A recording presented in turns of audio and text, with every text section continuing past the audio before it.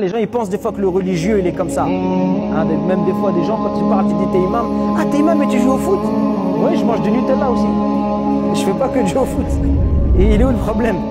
J'ai l'impression que quand tu es dans la religion, ça veut dire que t'es que, je sais pas, tu es tout le temps en train de prier, même dans le bus, entre deux métros, tu fais 2 rak'at comme ça. C'est ça, ouais, j'avais 2 minutes alors j'ai fait. Les gens ils s'imaginent des choses. Donc ces gens-là ils se sont dit quoi? Ils se sont dit, bah c'est pas assez. Mais qu'est-ce qu'ils se sont dit? Ils se sont dit, mais lui c'est normal, c'est le prophète sallallahu alayhi wa sallam, Allah il lui a déjà pardonné ses péchés passés et futurs. Donc il n'a pas besoin d'en faire plus. Déjà c'est une première erreur. Leur manière de penser elle est erronée. Et donc qu'est-ce qu'ils se sont dit? Un il a dit, alors moi, contrairement au prophète, moi je vais passer à partir d'aujourd'hui, je jure, je vais passer toutes mes nuits en prière. Toutes mes nuits je vais faire la prière, je dors plus la nuit, c'est fini. Parce qu'on leur dit il fait la prière tout le temps, il plaisante jamais avec nous, il rigole pas, il est tout le temps en train de pleurer. Il y aura un bruit qui sera terrifiant et qui va provoquer la mort de tout être vivant, animal, humain, ange aussi. Et même Israfil devra mourir. Ensuite, il ne restera dans les cieux, dans la terre, au-dessus des cieux, peu importe dans quel endroit, eh bien il ne restera que l'unique, notre Seigneur Allah Tabaraka wa Ta'ala, que lui. Et Dieu s'adressera à lui-même.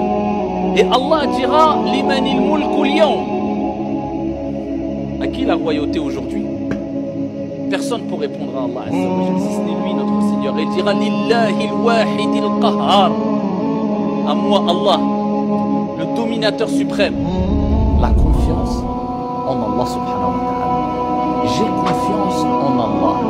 Donc quand tu as confiance en Allah, vraiment confiance en Allah, je ne dis pas quand tu as confiance en Allah, non, tu as vraiment confiance en Allah, tu es rassuré.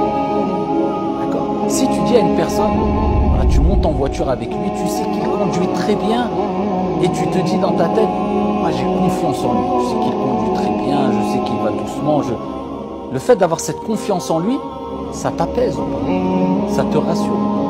Tu ne te préoccupes même pas de la route. Tu dis j'ai confiance en lui. Ça ne suffit pas de dire Ihdina sirat al-mustaqim si tu ne sais pas ce que tu es en train de dire, si tu ne comprends pas l'importance de ce dua-là, et si tu ne ressens pas en toi-même le besoin d'être guidé.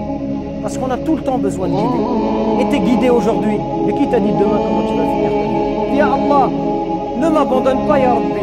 Si je suis tout seul, comment je vais faire pour t'adorer? C'est pour ça que tu demandes Ihdina sirat al-mustaqim, guide-nous. Mais quand vous prononcez cette invocation, prononcez-la avec le cœur de quelqu'un qui a vraiment envie, de quelqu'un qui est pauvre et qui demande la richesse à Allah, de quelqu'un qui se sent égaré et qui veut la guider. Et on a plein d'invocations dans le Coran de prophètes qui étaient dans une situation de ce qu'on appelle al-iftiqar, une situation de pauvreté où ils exprimaient à la fois par les paroles qu'ils prononcent, par les gestes qu'ils font, par leur attitude, ils expriment cette pauvreté à Allah. Notre Seigneur a dit, et si vous m'invoquez, je vous exaucerai. Et si mes serviteurs t'interrogent à mon sujet, alors je suis tout proche. Et je réponds à l'appel de celui qui m'invoque quand il m'invoque. Allah il a donné cette promesse. Si tu l'invoques sincèrement, Allah il répondra à ton invocation. Et écoutez bien, ça c'est un cadeau que je vous donne en introduction. Ça comme les frères. Un cadeau extraordinaire. Mais vous vous rendez même pas compte, mais wallah al-azim, c'est incommensurable.